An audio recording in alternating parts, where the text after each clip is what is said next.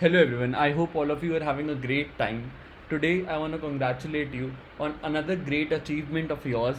We have nailed June Lead Code Challenge together. And I want to thank you for the love and support that you guys have shown me.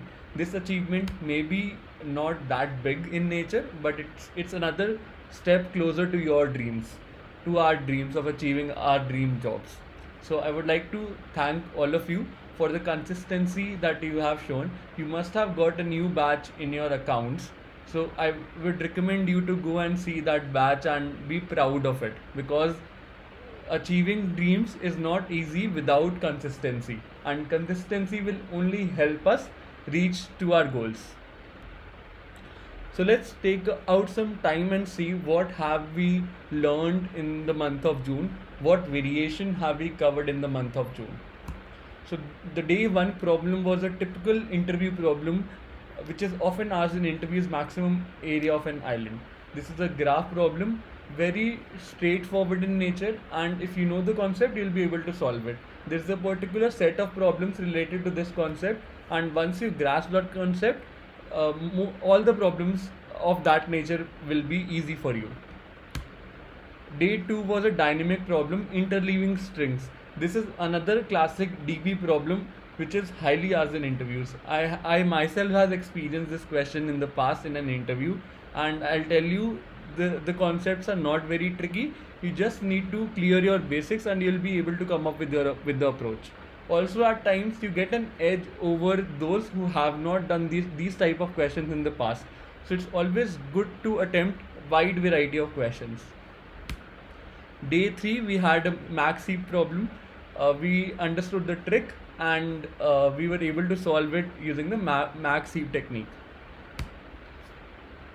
Day 4, open the lock. This was again a BFS problem. We already have done plenty of questions on BFS, and we typically follow the same template pattern for each question. You must be aware of the template pattern that I have provided in the past, and we use the same concept to solve this question as well. Maximum performance of a tree, it was again a max heap kind of a problem, very straightforward, not much or tricky part in it. Longest consecutive sequence, this was a tricky problem. If you know the trick, you'll be able to solve it efficiently, otherwise you won't be able to do it. Minimum cost climbing stairs, this was again a dynamic programming problem, very similar to the one that we have in dynamic programming, named knapsack problem. Construct binary tree from pre-order and in-order traversal, again pretty straightforward problem of trees, often asked in interviews. Jump game 6, this was again a dynamic programming problem. Although the other jump games we solved using the BFS technique, this was an exception to the jump game series. My calendar 1 was a tree set problem. We explored tree set to be used for creating a calendar kind of a structure. And why did we use tree set? Because they store the numbers in a sorted fashion. We exploited its properties to arrive at the solution.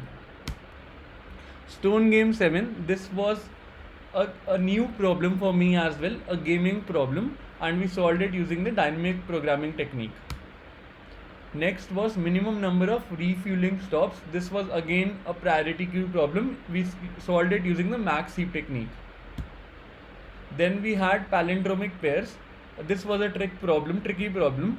If you know the concept, you know the trick, you'll be able to come up with an efficient solution. Otherwise, you will get trapped in that complexity loop where you won't be able to come up with it.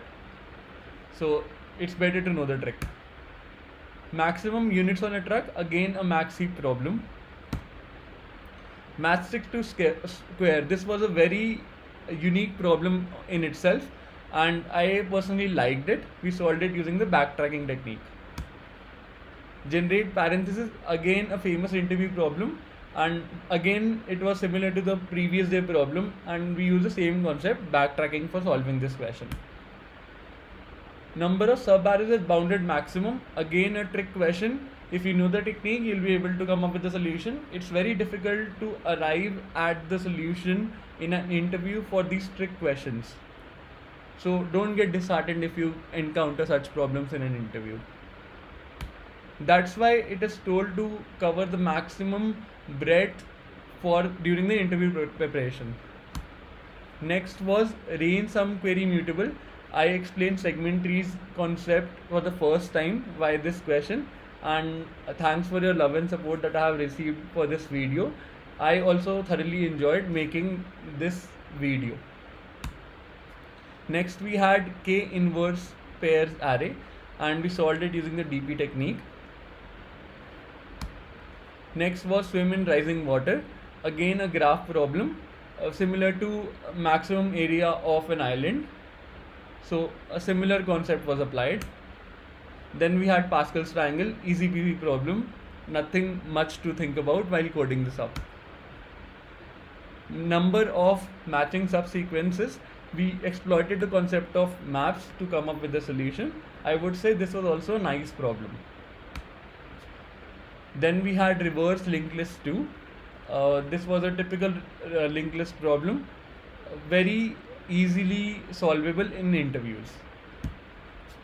Out of boundary paths, this was also an interesting graph problem. I would rate this in a higher category.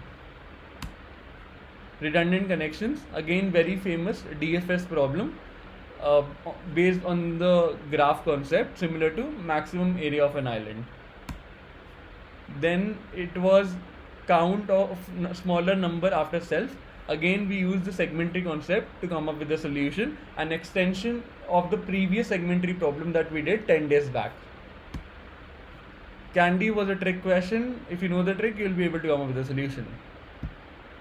Remove all adjacent duplicates in string, easy peasy stack based problem. And on day 29th we had maximum consecutive ones. Typical 2-pointer problem often asked in interviews. Guys, these kind of problems should be done by yourself because we have solved plenty of such problems in the past.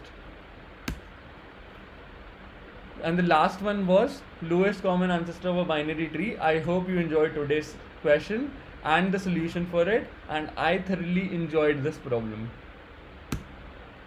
In the end, I would like to thank you for the support that you guys have shown to me. In the end, I would like to thank all of you for being so consistent in the complete month. At times we tend to get busy, but don't forget your consistency is important if you want to achieve your dream company. I hope you will continue this love and support during the July session as well. So see you tomorrow. Take care, goodbye, and be prepared for the July LeetCode challenge. Thank you so much.